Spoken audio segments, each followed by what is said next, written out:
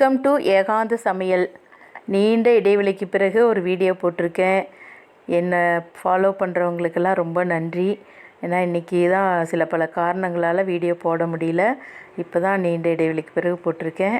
நல்லா பார்த்து இன்றைக்கி ஒரு சண்டே சமையலில் சூப்பரான ஒரு மட்டன் கொத்துக்கறி எப்படி செய்யலான்னு பார்க்கலாம்.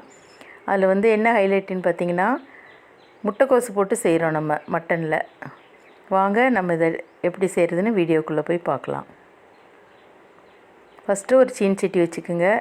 அப்புறம் அதில் 4 வத்தல், மிளகு 1 ஸ்பூனு, மல்லி 2 ஸ்பூனு, ஜீரகம் 1 ஸ்பூன் போட்டு நல்லா ஃப்ரை பண்ணிடுங்க. அப்புறம் கொஞ்சம் போல் முந்திரி பருப்பு, ஒரு பட்டை, 2 கிராம்பு 3 சேர்த்து நல்லா ட்ரை ரோஸ்ட் பண்ணிடுங்க. நல்லா இது நம்மளுக்கு ஒரு ஃப்ளேவர் கொடுக்கும். நம்ம நல்லா வீட்லேயே அரைச்சி போடுறதுனால நல்லாயிருக்கும். இதில் ஒரு ஃபைன் பவுட்ரு பண்ணி வச்சுக்கோங்க. தண்ணி ஊற்றி பேஸ்ட் பண்ண வேணாம். அப்புறம் மறுபடியும் சீன்சட்டி வச்சுட்டு எண்ணெய் ஊற்றுறோம்.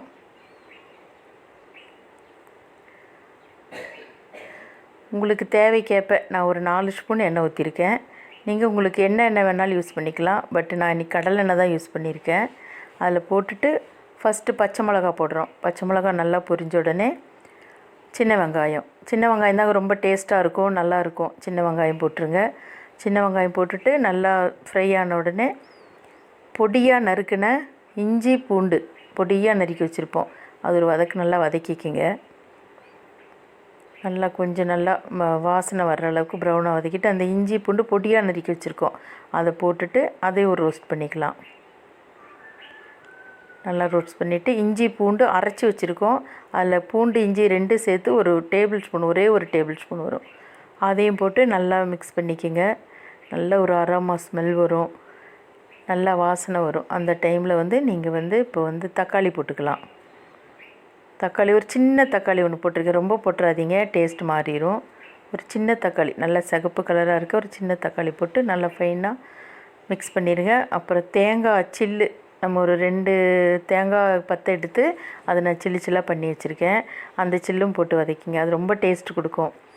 அந்த போட்டிருக்க மட்டன் கொத்தை விட தேங்காய் நல்லாயிருக்கு. இப்போ 300 கிராம் மட்டன் கொத்தி வாங்கிட்டு வந்திருக்கு.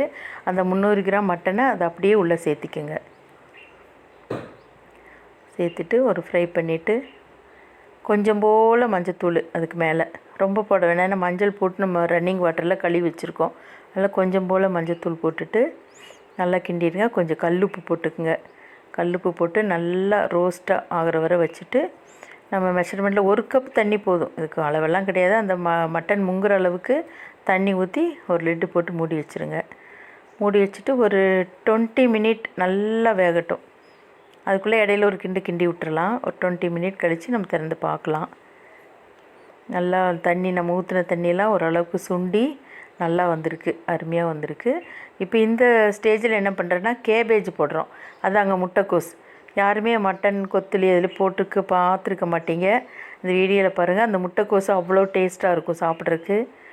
நல்ல அந்த கறி விட அந்த முட்டைக்கோஸ் ரொம்ப டேஸ்ட்டாக இருக்கும். அதை போட்டுட்டு நல்லா ஃப்ரை பண்ணிவிட்டு நம்ம நுணுக்கி வச்சோம் இல்லைங்களா, அதை போடுறோம்.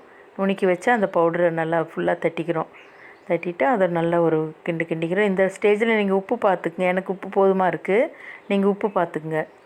நல்லா கிண்டி விட்டுட்டு இனி தண்ணி ஊற்றக்கூடாது. மறுபடியும் ஒரு 5 மினிட்ஸ் அப்படியே வச்சு மூடி வச்சுருவோம். அந்த மசாலெல்லாம் எல்லாத்துலேயும் பிடிக்கட்டும். மூடி வச்சுருவோம். மூடி வச்சுட்டு ஒரு 5 நிமிஷம் அப்படியே இருக்கட்டும். 5 மினிட்ஸ் கழித்து திறந்து பார்க்குறோம். சூப்பருங்க, எல்லாம் ஃப்ரை ஆகி அட்டகாசமாக வந்திருக்கு. நல்ல ஸ்மெல் வருதுங்க. இப்பயே சாப்பிட்ணும் போல் அருமையாக இருக்குது, அட்டகாசமாக இருக்குது. இன்றைக்கி நீங்கள் வீட்லேயும் செஞ்சு பாருங்கள். ஃபைனலாக மல்லித்தலை தூவி இறக்குறோம். சரிங்களா? மல்லித்தலை சிலர் அதுக்கு மேலே கொஞ்சம் கீ ஏதாவது போடுவாங்க. வேண்டாம், நம்ம ஆயில் நிறையா போட்டிருக்கோம். அதனால் பாருங்கள், ஆயில் நிறையா உங்களுக்கு பிரிஞ்சு வந்திருக்கு. இதை நீங்கள்